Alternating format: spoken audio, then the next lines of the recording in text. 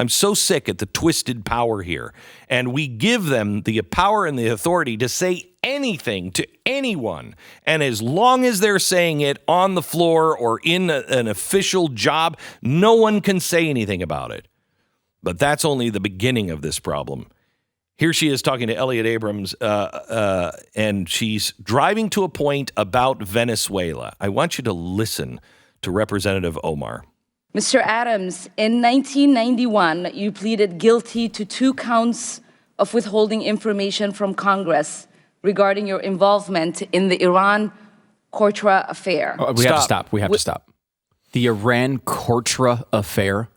You put somebody in Congress that has never heard of the Iran-Contra affair? Obviously, she's never heard of it. She's reading this. If you see the visual, she is reading it approximately 6 inches away from the paper. Her head is almost all the way down in the desk because she has absolutely no idea what she's talking about. She has no idea what she's talking about, and she thinks it's the Iran-Contra affair because the N looks like an R. So she says Contra. This woman is in Congress. She was elected to Congress. She doesn't even know what the Iran-Contra affair is. And worse than that, she's in the middle of an attack against someone based on something she knows nothing about. So let's continue on. You're going to need duct tape. For which you were later pardoned by President George H.W. Bush. I fail to understand why members of this committee or the American people should find any testimony that you give today to be truthful. If I can respond to that. It wasn't a question.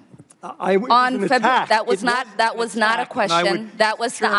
I reserve the right to my time. It is not right. That was not a question. Committee can attack on February 8th, who is not permitted to reply. That was not a question. This is un-American. And this is not her that does it. This happens on both sides. But this is un-American. You cannot continue down this road where these clowns can say whatever they want and you can't respond. If I were him, I would have gotten up. I would not have sat there for this. This is an outrageous attack. And it's not just that. It goes much worse. Listen.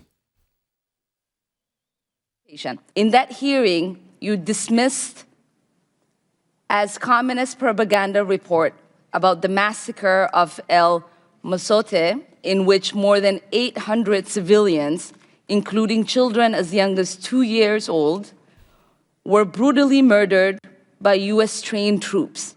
During that massacre, some of those troops bragged about raping a 12-year-old girl before they killed them.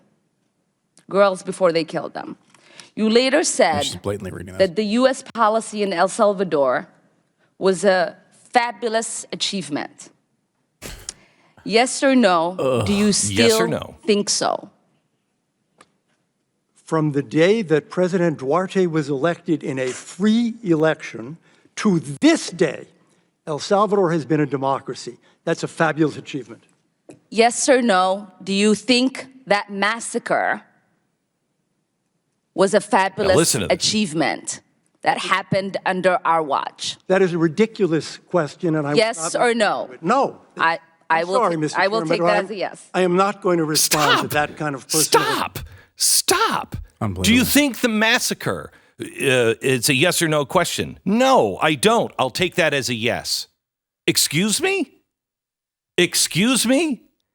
First of all, what do you think about America that you could even ask that question?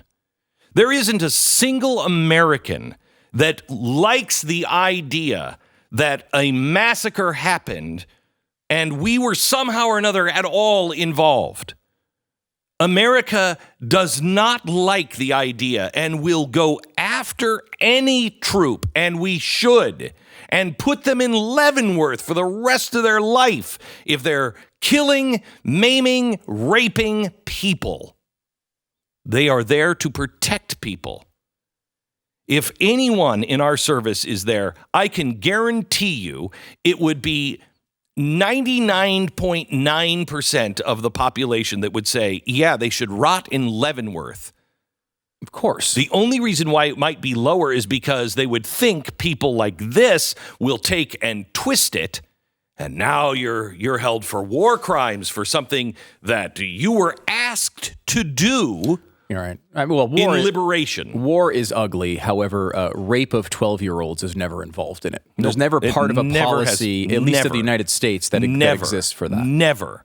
And how dare you? This is an American congresswoman who now says, do you think that was good policy? That was not our policy. But wait, there's more.